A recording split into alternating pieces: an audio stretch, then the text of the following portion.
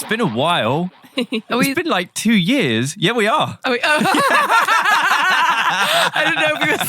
Seasoned pros. Yeah. Hi, how are you both? Good, thank you. It's great to see you again. It's great to meet you, George. I've not met you before. Abby, you were sat in that exact seat I don't know, it must be about 2.5 years ago when the debut album came out. The Last Dinner Party are back with From the Pyre, which is out now on Apple Music. We're going to play a bunch of the songs from it, talk about the genesis of the record. I'd like to talk about the journey of the band as well over the past couple of years, because it's only, I think Nothing Matters was April 2023. I was looking at the stats for it. Thanks Music Week. It's done like 500,000 sales or something ridiculous now. And, you know, there's been Brits and Rolling Stone Awards and you've met heroes and you played all around the world. How long did it take you, do you think, now that there's been a little bit of time to work out what's actually happening to you? How long did it take you to get to grips with that kind of firework thing of just being shut up? I think the last 3 months I felt normal. Really? Normaler. So only now? Yeah, kind of. I mean, it was basically 2 years or 18 months of just acceleration and every day something happening. And I feel like now, since we've done this record and we feel a bit more calm and confident, maybe understanding. Maybe. I also feel like it's kind of impossible to know, like, when you've really processed any information about what's happened to you. And I'm not sure that it will be now or another 10 years when I look back and think like, oh my God, that was crazy. That was a crazy thing to happen to a bunch of 23-year-olds and onwards. It was. I mean, I don't think anyone, yourselves included, could have predicted. Could you have even predicted 2 years ago that you'd have been going into album 2? No. Do you know what I mean? Yeah. Because you just don't think about it, do you? It's crazy. And then like an album, there's so much that goes into it. It's not just writing songs. It's like this entire machine that involves hundreds of people when you're on a major label, and it just becomes this like animal that is beyond your comprehension. So I think doing the first one, we learned so much about that whole process. And then to do a second one, you know, a year kind of after the first one came out, we're so proud. We just like love the momentum of it, and to have another record out, it's such a good feeling. So what's the one piece of advice, if there's another band who come along in a year's time and have a similar trajectory, what's the one piece of advice that you would give to them then? Trust yourself, trust your gut, I think, above anything else. And I think if you have bandmates, trust them, trust each other. But if you are a solo artist, I think you're the only person that knows what's right if you're an artist. And I think there's going to be so many voices in a room at any time, and everyone wants the best for you, but they also have their own things that they want to get out of whatever project it is. And I feel like you know what the right thing to do is, and you should hone that intuitive ability. Obviously, you know, there's a whole bunch of you in the band. You're not solo artists. Did you have to learn on the fly about, oh my God, all this crazy stuff is happening. People in the band are feeling differently about it at the same time. We've got to put effort in here so that we all stay tight and stay together. So I imagine you can't pre-plan any of that. You can't learn that really until it actually happens, can you? No, it's all just like by the seat of your trousers. Yeah. You know, you just kind of have to figure it out as you go along. And I think we've been really lucky that we've got stronger, I think, as a friend group and as artists. And like, do you think? Yeah, for sure. I think we were always really, really good friends. I mean, Abby and I have been like best mates for a lot longer than the band has been a thing. But even as we sort of formed as a band, I think intuitively we knew that the friendship and the relationship that we had to one another was integral to the operation at large. So like if that started to break apart, the whole thing would break apart, because that bond that we share and the respect that we have for each other and for each other's boundaries and for each other's talent and creativity is like the thing that holds this entire project together. Let the snake bite.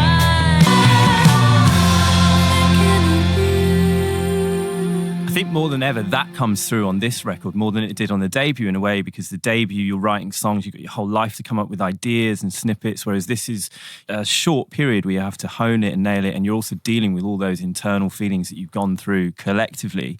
We'll get into that because there's so many themes on the record and so many great lyrics to jump into, and bits of it are laugh out loud, bits of it are really serious as well, and you've got great messaging there. But what was the game plan for this record at the beginning? Did you have one? No. No, it was a compilation record. It was greatest hits. Same. I don't know. I feel like for us making both these albums, it's kind of like that thing where it's like, how do you make a marble carving of an angel, and you just chip away everything that doesn't look like an angel until, and it's kind of like that. We just we took it song by song, and then when we had a collection of songs that we thought would be a good record, we then looked at it in retrospect and thought, what was that about? You had a whiteboard in the studio as well. We had a whiteboard. I love a whiteboard. Yeah. What was on it? What did you write on? When you go in day one, what's the first thing that goes up on the whiteboard? I think we wrote all the songs. Yeah. We wrote all the songs that we had, and some of the songs that we didn't really have, but they were just called like idea. The idea. Riff. Yeah. We'll change that later. Emily riff. Idea. Yeah. And then we had like flip charts with all the chords on. That was nice. All right, so it's quite mechanical then. It's no like words of wisdom type things. Oh no, we did actually. Yeah, Did there you? were words. We had words. We had a words of wisdom from James Ford. Oh right. Because when we started working with Marcus Dravs instead of James, it's because James was unwell. James sent us a message saying, have fun, be bold, make a classic record. And we wrote that on the whiteboard and just had that throughout. Yeah, I know. Sage period. words of wisdom Sagest from Mr. man Ford. in rock and roll. We love James. We do. He's been on the show as well. And obviously you spoke last time about what great influence he was on the first record. And Marcus is equally brilliant. I think I've interviewed him in the past. His pedigree is amazing. It's like Wolf Alice, Royal Blood, goes back to I think Arcade Fire and Mumford and Sons and people like that, Björk. Was it easy navigating that switch? Because they're both total pros, aren't they? Yeah. Was it an easy thing to do, or did it cause a little bit of nerves in the camp? Nerves for sure. Yeah, for sure. Because we had a whole plan to work with James and we like knew what was going to happen. yeah. And then, it happened. We found out so quickly. Yeah. But we were so lucky to be able to work with Marcus. Like we met him. And then I feel like we maybe had like a week and a bit of sort of like figuring each other out and getting into things. Because I think, it's a whole, it's chemistry. It's like a whole new person, way of working. But I think it ended up working really, really well. And he's amazing.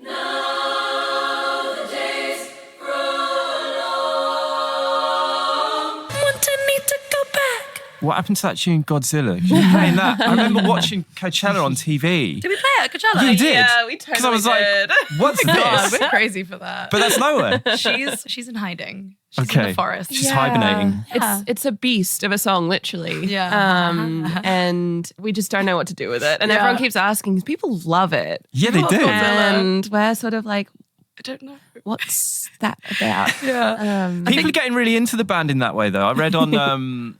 I can't remember on like a Reddit or YouTube comment or something, people like release the Emily tapes because Emily's got like solo projects on the go or something like that. People found out about Wanted. I was like, wow, the fan base have really locked in with the band here, which doesn't always happen. But you seem to have that where people, they buy into the aesthetic of the band and it's not just listening to the songs and liking them. There's a lot, it goes deeper than that, doesn't it? Yeah, I think that because we create this sort of world that is like blurring the lines between sort of like fact and fiction and this sort of like exaggerated versions of ourselves as these like characters in this second record or this sort of exaggerated romance and decadence in the first. I think that because we create these sort of larger than life worlds, people sort of investigate our lives and our world as though we were fictitious, but like we're just like quite just normal men. So the I don't know, do I want to call them characters or not? Because it's deeper than that. It's bigger than that, isn't it? But the people, characterful. Yeah. the people on this record, are they related to the people on the first record? Are they the same person, or have you switched it up kind of Bowie style? No, it's same. No, it's very much same. Perhaps even more person, if that makes sense. Yeah. I don't know. I think Because you could kill him off as well. no, exactly. Completely do a Ziggy. Yeah, but when we say characters, I think it's like it's not as simple as it just being a sort of imagined persona. It's kind of using characters and masks as a way to tell the truth even more than if you weren't in character. You know what I mean? It's like, for example, The Killer, I feel is the most character song because it's, it's very not true. Yeah. I didn't kill anyone. It's the great thing about murder ballads. Exactly. You can just kind of like, get it out. People can write the most gory, messed up stuff, but because it's written in a certain way, which is kind of Cheeky. There's an artistry to it, you know? Yeah. It's like a film. It's not real. No, but it feels real, like, because it's about like being disappointed in men. And, sometimes it feels more accurate to want to be a cowboy murderer than just to be like Yeah. sad and looking at your phone. It's like it feels more real that you're in the desert and it's life and death. It's weird how you can relate to that no matter where you come from. Yeah. Everybody gets that, I think. Yeah, totally. 'Cause Everyone's you can been be, ghosted. You can be really like vague or whatever about like, oh, this breakup made me feel quite sad. And like everyone's like, okay, Yeah. that's quite No sad. matter how old you are, who you are, where you're from, But you can understand if that. you say that like this thing that happened to me made me feel like a murderous cowboy on a quest for revenge, then that imbues your circumstances with the like gravitas that it actually felt like at the time, not just, oh, that was pretty sad. Yeah. It's like, I was so I was enraged. going to kill. I was murderous. But this is a great way to start off the record as well. I know it's not the opening track on it, but it's the first taste of it that we had. And it is, when I heard it, it was exactly what I wanted from your band. It just felt like new chapter, new story, things have changed, but not everything's changed. Exactly. And here we are. This is the last dinner party with This Is the Killer speaking. One of the amazing things about your songs, and it happens continuously, is the outros just build and build and build. And you think, yeah, it can't get better than this. And then something else gets added in, or it's like double time, or just, oh, I love it. You can never, I just kind of think it's like presenter no-no. There's no way I would talk over the end. Thank you. Of like all of your singles. There's no fade outs or anything. There's man. nothing lazy about it. We like an ending. Yeah, you were saying during the song, like, I love this bit where it just gets louder. Yeah. Love it when it goes. Yeah. So I think there's a very kind of romanticized thing that people have. You probably had it yourselves before the band took off. Touring America, the open road, meeting random people. All of America is such a kind of fascinating place, isn't it? North to south, east to west, completely different. And I think the spirit of that seeps into that song particularly, not just with the country feel, which a lot of people have spoken about, but it is that thing about like, we're on the open road. It's a different world to the one that we know from where we come from. No, you're so right. I really think we were talking about this when we were doing the record. A lot of the songs feel really American in that really specific way that's the kind of old-fashioned British interpretation of America as like a mythic place. And like America now, it's not. But you still, I can't get rid of that romanticized view of it though. I love it. Well, I love it. And you can find it in pockets of America still. And when can't we tour, we have like the best time in like the most like random, bizarre like places that Ohio. you know, like that we would never get flung to otherwise. You just like, as by nature of being on the road for 5 weeks at a time, you just wake up and you were in West Des Moines. And you want to explore a little bit. Yeah, why not? Yeah, and I think it's such like a tradition and like rock bands, like you can hear it in like the Stones and the Beatles and Bowie. It's like they all had this little American moment. It's so weird. It always comes at the same time, doesn't it? It comes like a year you or find so out into about it. And they You're come like, out with a "Oh." slight kind of country and western Yeah, twang to a yeah, couple yeah. of tunes, and they're wearing cowboy hats. Yeah, exactly. That's it. So touring, I mean, obviously you had that blip, which you spoke about last year, where you said, kind of bitten off a little bit more than we can chew here. We're going to take a break, which is a really smart thing to do. And I think people are way more receptive to that sort of thing now than they would have been even 10 years ago. It's part and parcel of it. And you learn each time you do one of those tours, you learn about what your capability is. Overall, the positives outweigh the negatives though, right? Oh my Yeah, God. for sure. 100%. Yeah, we wouldn't Yeah. do this job otherwise, Yeah. you know, like going on tour, seeing places all around the world. I think I saw the thing with Dua Lipa recently where people accused her of like always being on holiday, and she was like, no, I just treat all my tours like a holiday, and I go out and I go to art galleries and go to nice restaurants and I go to the beach and stuff. And I was like, that's great. If you love your job, you never work a day in your life. It's like, you're always on holiday. It's like, no, I'm always on tour. So what are some of the most surreal memories that you've got of that first run on album one then? Because there must be loads, but if you had to kind of pick one each, just tell us a little bit about it. I'm going to pick Lake Tahoe. Yeah, that's up there. When we were in America last year Yeah. in Yes. the summer or spring, we had a day off on Lake Tahoe. And so we rented a speedboat, went out on the lake, and Lizzie drove the boat. And we got really pissed and just like did donuts. And it was just in like the burning hot sun, and we're just screaming and like throwing champagne.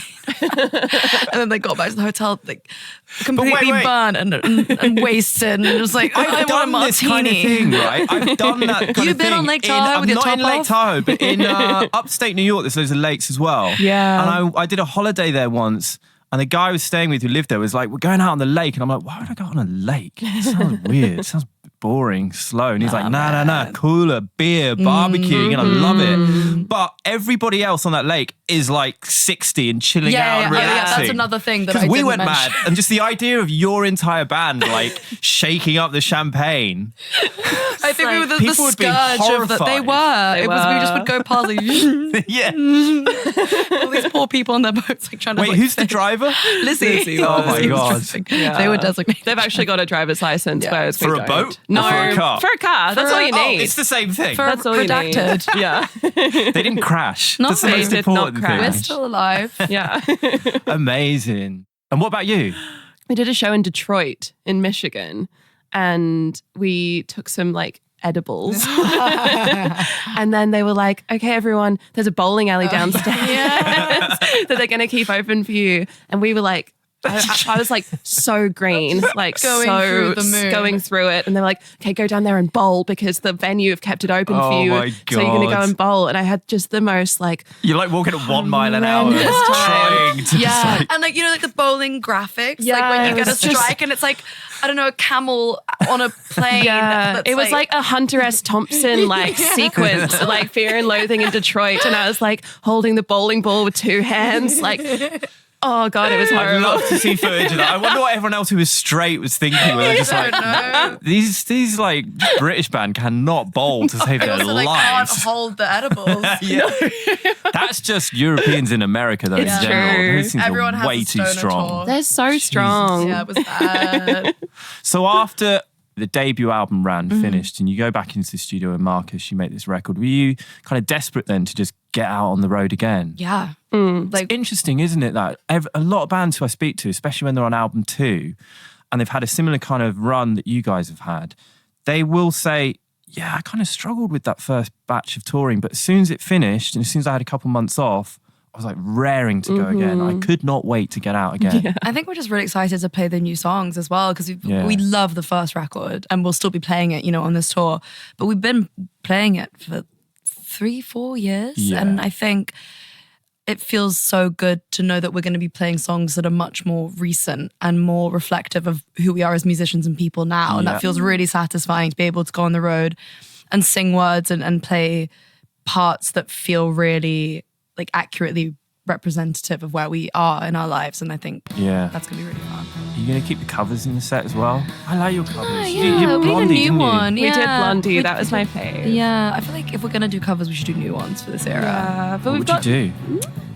I've been gunning for like the entire time of our career, like since before we even like wrote an actual song, that we should do a cover of "This Is Hardcore" by Yeah. Pulp. Wow. Yeah, that's the big plan. I just think that would be so good. I think we will. When Is we that a will. murder ballad? Does anyone die in that song? No, I can't it's- remember. It's got that no, feel it's though, not. isn't it? It's just sleazy. It's just lazy. Yeah. Yeah. I feel like from the perspective of like a female perspective singing that song, I feel like would be cool.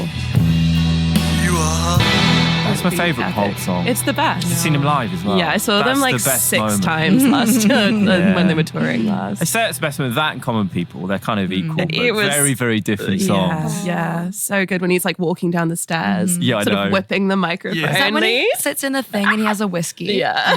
He's so I cool. was like, Did he do the grape thing when you saw him? He like He was, chucks like, a grape throwing grapes around, yeah, He like chucks someone like 6 foot, tries to catch him, but he always misses. So Doesn't that he bounce throw off his in nose. chocolate at the audience as well? Was that I something think he so, does? Yeah. Yeah. Strange man. Yeah. Have you Gotta met love him? him. No, would love love to. to. Jarvis Cocker, get in touch. You've met some legends, though, haven't you? You met Oh, yeah. Brian May. Oh did. yeah, we did. Yeah. He's lovely. He Nice came to our guy. show. Did he? Yeah. And I could see him. I could Bobbing see his away. hair, Of course you rather. could. Yeah. Because of the hair. He was so He was Yeah, he lovely. was like one of the kindest, most genuine people Really? we've ever met. Yeah, oh my God, lovely man. Yeah. Did him and Emily just connect Yeah. and talk Yeah. guitar geek stuff? Yeah, Totally. then? It was so I cute. bet they Yeah. did. And then It he was so gave her a cute. book on space. No way. Yeah. Yeah, because he's really... He's a into space that, guy. isn't he? Yeah. Didn't he get astrophysics? Yeah. Yeah, I think he did. And like, yeah, Emily's also like very brainy for maths and that kind of like Weird. crazy shit I don't Random. understand. Yeah, so they're very kindred. Yeah. No way. We've got to play another one of your songs here. I was going to do Inferno, which is the last song on the record, which, That's my funnily enough, favourite. kind of reminds me a little bit of Queen in a way, the way it kind of skips along. It's your favourite song? My favorite song on the record. How yeah. come? Maybe because it's the last one I wrote. So it's the most recent, but I just love it. I just really love playing it live. I love how it's ended up. It's my favorite. Can you tell us a little bit about it, about what people can expect if they're going to hear it for the first time now? I don't know. I wrote it in Paris. Yeah. In 2023 over Christmas, and I was really, really ill, like just flu, like the kind of flu that makes you really, really like delusional. And I would just go on these really long, aimless walks kind of every night. And one night I walked past an art gallery that was shut, but the lights were still on, and there was just like a Jesus in the window. And I don't know why it was so striking to me just seeing a crucifix in an art gallery, because obviously, you know, when you're in most European cities, Paris especially, you go into churches, they're everywhere, you know, they're part of the furniture. But I think seeing it in this sort of separate, like sterile place was so strange. And so I wrote it in my phone notes. And that's the opening lyric, isn't it? Yeah. Which people will hear now. All right, from the new record, From the Pie, this is Inferno from The Last Dinner Party. I'm Jesus. That's The Last Dinner Party and Inferno, which is how the new record closes out. That's kind of the story of the band and the rise of the band, isn't it? From listening to the lyrics in that, you could get that. I love the references in it. Real Housewives, Joan of Arc, Jesus on the Cross. Yeah. Kind of goes everywhere. TLDP, all our things. I was just remembering how long it took to figure out that last chorus, because the last chorus was Which bit? What? I never see myself and I hope I never know. It was originally the same chords as all the other choruses, but for some reason, right at the end of when we were recording it, I just suddenly decided it had to be different chords, and I could hear it in my head, but I had no idea what the chords were. And all of us were just taking turns to play the piano and trying to find the right chord combination, and it wasn't working. Yeah. And we kept trying to change the third chord. Yeah, but it was the second chord. So I don't know if this is interesting. But I think it's the emotional hook. It's that chord change, and I'm so happy that we got it. So I get the impression it wasn't difficult second album syndrome for this one. No. It's so we funny. skipped it. Maybe the third one will Yeah. be. Maybe. But yeah, it's like people ask us a lot, like, oh, you know, how did you come up with all these songs? And like the second album is so hard to write because you've written all your songs and then you have to do more. But it just sort of like just spilled out. Yeah. We had too many. We had way too much music. Yeah, I don't know what these people So are what are you going to do complaining with the about. others? What, the spares Album though? 3. Yeah, we put them in the freezer. Could you work on the road on album 3, or would it be like, nah, it's too much, too difficult doing both at the same time? I think we'd rather be in one place and be doing it. I think I definitely prefer that. It's Yeah. hard on the road to do that properly. Yeah. I think we do much better when we're in one place for a period of time. Like just designated writing periods. Yeah. Even if it's just a couple of weeks at a time, I think we're much more productive. Yeah. Because from here on in, I mean, there's like massive tour in December with those 2 Brixton shows at the very end of it. Kicks off in Dublin on the 14th of November, and then the 7th and 8th of December, Brixton Academy in London, which is wild. Considering your roots as a band just up the hill from there in the Windmill is like, I always love it when Windmill bands get to kind of Brixton O2 Yeah, it's level. like the ultimate. Weird. Yeah. That would be so many emotional, shows. that gig, won't it? Or I those 2 think so. gigs. I think we'll cry. And you still go to loads of London gigs, don't you? I mean, I see kind of various people posting about it. You're totally plugged into this scene here. Do you think it's good at the moment? It's really good. So good. I don't go to as many as I want to because we're barely in London. But when we do, I think it's feeling really good. What have you seen recently that you've liked? There's an artist at the moment called Scarlet Wolf who you should listen to. I think she's only got one single out at the moment, but she's about. And she puts on these nights in London that focus on platforming women, non-binary, queer, people of colour, like to perform. And they're called A Woman Becomes a Wolf When She Learns How to Scream. And there's poetry and dancing and performance art and music. And I remember Georgia and I went, and we were just standing at the back kind of in floods of tears, just floored by this community and the talent. And No way. it's a really exciting Where time. was it? Where? George Tavern. Classic. Spiritual home. Yeah, Gotta be. there was one on the 19th, everyone. And it was great, I'm sure. You should have gone. Should have been there. Let's play another song from the record. Is there anything that you guys would like us to play that we haven't played so far? Woman is a Tree. Woman is a Tree. Yeah. All right. Why this one? It's different from anything we've ever done. So I think, and it was really hard. It was really hard to make. And we've never played it live. Do you think Until you'll get now. to that stage? Yeah. Until last week. Are you nervous about playing the new songs live? A little bit. With the first album, we had like, years of like gigging and like refining and practicing whatever, and with like 15 people in the room. So no one gave it and half of them were our parents anyway. And then with these new songs, it's like, oh, I know the first time you're going to play them in front of anyone of a reasonable crowd is at the 3 Arena in Dublin. Yeah, and I'll be filming it. It's like 5,000 people or something. Yeah. Good luck. All right, let's play it. This is what it's gonna sound like in Dublin. This is Last Dinner Party and Woman is a Tree.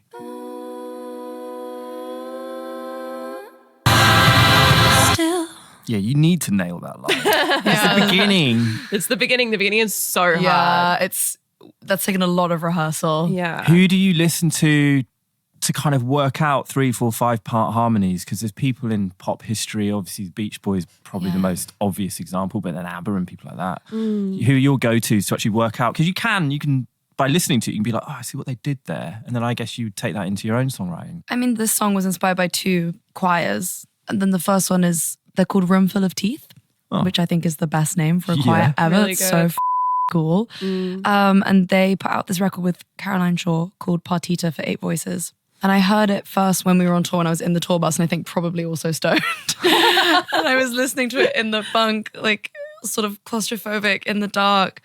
And it was the first time I've ever heard a choir that uses their vocals in this really scary, discordant way. And it was the way they used vowels, because they opened one song and it was quite harmonically pleasant, and it was and it was soft, and it was spooky, but it was, pleasant. And then there was a pause and they suddenly went, ah, and they changed the vowel sound. And it just, my whole body just like, I've never been more scared in my life. It was horrible. You're in like a bus bunk traveling down the interstate, freaking out. Hi. Like listening to this choir, just losing my mind. But I just You're like, guys, is anyone else awake? Yeah, I was like, we need to make an album. But I never heard voices used like that. And I really wanted it to sound like this on the record. And I sent it to Emily, because Emily composed that choral arrangement. Wow. And then she also brought up the Bulgarian state choir, the female state choir, and they do the famous one, I think is Pilzente P. I don't pronounce that right. You guys really went deep on this. Well, stuff we've already, we love, like we're really drawn to those kind of alternative choirs. And again, like the harmonic scale that choir uses is so unusual. And that was another big influence for this record and for this song in particular. I mean, there's so much to dig into on the record. In terms of sounds, it just feels like you push the boat out and I don't know, every time you step into the studio, you're going to get more adept at being comfortable there and not thinking, oh my God, I'm up against the clock, we've got to do it really quickly. You sound like you've had fun on this record. We did. So much. And lyrically as well, it kind of comes through. I mean, there's so much that I could talk about. I would like to talk about a couple songs before we close up. One, I think Aurora sings I Hold Your Anger. That's right, she does. Which is a really deep and important song. And can you tell me the story about it? I know she's not here, but... Yeah, for sure. I mean, she tells it so beautifully, but, in my attempt to recreate that, she had this dream once about she's got a really young sister who's about 12, and Aurora's in her late 20s, and she had a dream that Adela, the sister, had cut her arm off, and she'd come to Aurora and been like, help, my arm's falling off. And Aurora had to be like, it's never coming back. Like, you've got to grow up, and I've got to take care of you, and I've got to tell you all these things that sort of shatter your world. But I take on all your pain so you don't have to feel it. And this dream sort of inspired an introspective process about what it would be like to be a mother and to have to sort of take on someone else's entire, their pain, their anxieties, the way that they go about the world. How is it possible to divide yourself in a way that looks after something so innocent as a child? And it's sort of this pondering of, would I be able to do that? Would I be able to give myself to another person? I think as a musician, you often feel like your career is indulgent because it's so all-encompassing. As a musician, music is, this band particularly is everything. Yeah. It's our entire lives. And we dedicate so much of it with every waking moment I think about music and this band, and thinking about how could I possibly be a good mother when my world is so encompassed by music. Yeah. And it feels indulgent. Because each, especially in your position as a signed band, I hate the word, but campaign, each album it's not just there and then it's gone. It's like an 18-month thing. Yeah, it's it's like having a baby. Yeah. It's like every year, if you want a child, you have to decide between an album or a baby. Yeah. You know, and it's To make money, you've got to tour. And It's how really- could you do that It's if really you had a interesting. child? I mean, I was going to say, I've never heard anybody, I've not heard that many people write about that. Big Moon did a record about it. I love that. and album. Florence. But I love this song so much. Like, this is another one of my favorites on the record. I think it's so beautiful and it's such a unique experience. And It's yet a unique so- song as well. Yeah, It's yeah. a stark, I was going to say, it's a really stark, you know, from my point of view as a fan listening to it, and as a man listening to it as well, I'd never really considered it from that point of view before. And the fact it's come from a dream as well, I love a good dream song, and it's so surreal, but it's rooted in something that is very, very real. Yeah. I don't know if I still care. And that's a great example, I think, of the depth of this record. But then there's playfulness as well. And the other song that I wanted to bring up is Agnus Dei, which opens it. And this is, you know, it's a massive song, isn't it? It's written in 3 different parts. And there's a real story behind it, which is now on record. And you've spoken. I'm not the only person I've to like ask you snowballed about this it. so much now. I'm kind of regretting because I wrote it and I was like, I'm going to be so obvious about who this is about. And this is my way of processing this relationship and kind of mythologizing it. But now I've talked about it in every single interview and I feel like it's snowballing so much. He's going to be like, I think he's loving it. Is this the one and only time you're going to do that? Because you've kind of realised like the magnitude that Yeah. people are interested in it. Well, I knew that people would be, but then I start feeling a bit embarrassed. But it's a real life experience. yeah, It's a breakup song, it is. effectively. It's a love song, and then it turns into a breakup song. Yeah, and I'm really proud of it because I feel I wrote it in 3 stages. I wrote it when I had a crush on this person, then I continued writing it when we got together, and then I finished it when we broke up. And I think it ended up being more about a discussion of what it is to be an artist and to write about someone than it is about the relationship. And I feel like that's also about the album as a whole. I think in a lot of places it's about songwriting and it's about like what it is to be a muse or to write about someone or to be in a relationship with another musician, and that kind of communication and like interpolating as like a love language and talking about relationships so much and turning it into a story that it then becomes a myth or a fable of your own creation. And I think for me, that's what this song has become. It kind of takes it to the next level as well, doesn't it? Because I don't know what will happen, but you probably want secretly somebody to write a response song to that. And I love it when that happens in music, when you can get these connections that if you know as a fan, you know that someone else has written the answer song to that, which might happen Waiting. in the future. Maybe it already has. I don't know. Maybe it's coming out. But that's it. There's drama in this record. And I don't know, the band just sound like they're in such a strong position at the moment. It Congratulations. feels like it. Yeah. Thank Brilliant. you. We're happy. Come back and see us soon. 2 years is too long. I know. Yeah. We'll do the 3rd record quicker. All right, guys. Thank you very much for coming Thanks in. for having us. Thank you. Just meant to